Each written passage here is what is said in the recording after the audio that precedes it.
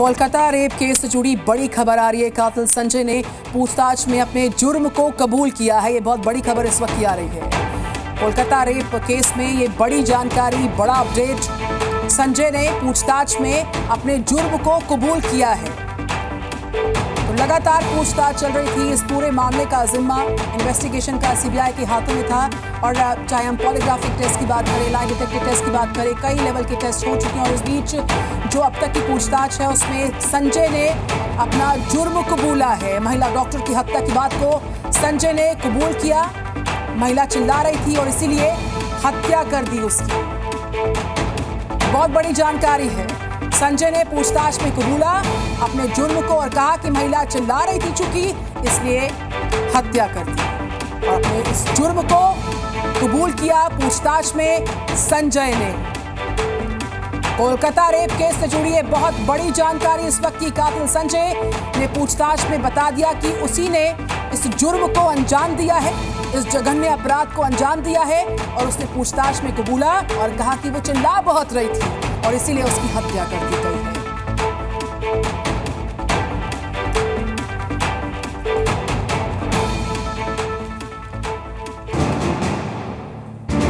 प्रधानमंत्री नरेंद्र मोदी ने और अमेरिकी राष्ट्रपति जो बाइडेन के बीच सोमवार को टेलीफोन पर अहम बातचीत हुई है। बातचीत के दौरान दोनों नेताओं ने प्रमुख वैश्विक मुद्दों पर चर्चा की। पीएम मोदी ने सोशल मीडिया प्लेटफॉर्म एक्स पर इस बात की जानकारी साझा की है। पीएम मोदी ने बाइडेन को यूक्रेन की अपनी हालिया यात्रा के बारे में भी जानकारी दी। प्रधानमंत्री ने यूक्रेन में शांति और स्थिरता के लिए भारत के पूर्ण समर्थन को दोहराया है। दोनों नेताओं ने बांग्लादेश में कानून और व्यवस्था की बहाली और अल्पसंख्यकों, विशेष रूप से हिंदुओं की सुरक्षा सुनिश्चित करने पर जोर भी दिया।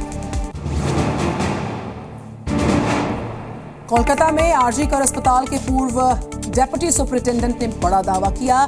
कहा कि अस्पताल में महिला डॉक्टर की लाश मिलने के बाद क्राइम सीन पर डॉक्टर देवाशीष सोम भी मौजूद थे। यहां तक कि पोस्टमार्टम के समय भी डॉक्टर देवाशीष सोम मौजूद थे। Debashish Soma West Bengal health recruitment board का मेंबर है। आरजी कर अस्पताल से उनका मौजूदा समय में कोई संबंध नहीं। अख्तर अली का दावा कि फॉरेंसिक मेडिसिन विभाग के एचओडी रहते डॉक्टर देवाशीष सोम के ऊपर दवाओं की खरीद में धांधली के आरोप लगते आए हैं। केदारनाथ मार्ग एक बार फिर से खुल गया है। उत्तराखंड में भारी बारिश के कारण हुए लैंडस्लाइड और बाढ़ के चलते 26 दिन बाद सोमवार से गौरीकुंड केदारनाथ पैदल रास्ते पर अब घोड़ों और खच्चरों की आवाजाही शुरू हो गई है। इससे पैदल रास्ते को दुरुस्त कर दिया गया है। इसके पहले 16 अगस्त से श्रद्धालुओं की पैदल आवाजाही शुरू कर दी गई थी। घोड़ों और खच्चरों की आवाजाही शुरू होने से अब अधिक श्रद्धालु केदारनाथ धाम तक पहुंच सकेंगे। दरअसल 31 जुलाई को आई आपदा से केदारनाथ धाम तक जाने वाला 19 किलोमीटर लंबा पैदल रास्ता 29 जगहों पर क्षतिग्रस्त हो गया था और इसके बाद प्रशासन ने तेजी से काम करके मार्ग को दुरुस्त कर दिया था।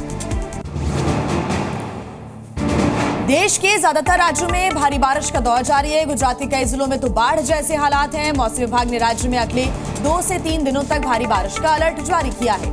भारी बारिश के कारण गुजरात में आज सभी प्राइमरी स्कूल्स बंद रहेंगे और इसके अलावा मध्य प्रदेश, राजस्थान और महाराष्ट्र में भी भारी बारिश का दौर जारी रहेगा। तो वहीं मौसम विभाग ने दिल्ली में भी अगले 2 दिनों तक कई इलाकों में हल्की से मध्यम बारिश का अलर्ट जारी किया है। तो वहीं उत्तराखंड में भारी बारिश का अलर्ट है। कुमाऊं में भी कई ऐसे इलाके हैं जहां पर येलो अलर्ट मौसम विभाग ने जारी किया। गुजरात में भयंकर बरसात से रेल सेवाओं पर जबरदस्त असर पड़ रहा है। कई स्टेशन पर जल भराव के चलते ट्रेन के रूट में डायवर्जन किया गया। बरसात से सबसे ज्यादा असर पश्चिम रेलवे के वडोदरा मंडल पर पड़ा। करीब 9 ट्रेन के रूट पर असर पड़ गया और इनमें मुंबई से चलने वाली ट्रेन सबसे ज्यादा प्रभावित है। मुंबई से चलने वाली ट्रेन बहुत ज्यादा प्रभावित है। Ajmer superfast, Jodhpur superfast, Mumbai central Ahmedabad Vande Bharat train को दूसरे रूट से चलाया जा रहा है। Zee news.